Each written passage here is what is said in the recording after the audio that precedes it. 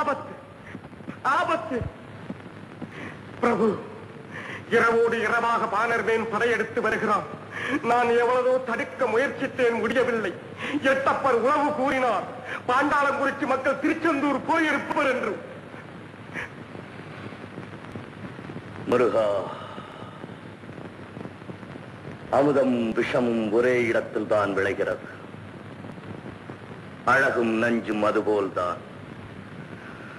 கட்டபொம்மனும் எட்டப்பனும் ஒரே மண்ணில் தான். என்ன செய்வது? சரி, போர் முரசு ஒலிக்கட்டும். திருவிழா காணச் சென்ற மறவர் கூட்டம் உடன் நாடு திரும்பட்டும். கோட்டை கொத்தளங்களிலே காளையரின் காவல் வலுப்பெறட்டும். பாசறைகள் நிரம்பட்டும். நிலவெடுத்த தோள்களை நாடி வருகிறது பலிப்பட்டால் பார்த்து விடுவோம்.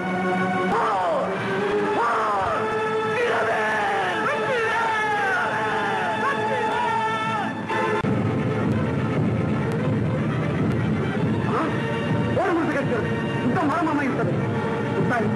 மன்னிப்பு நான் வரட்டுமா? வெற்றியோடு வாங்கத்தான்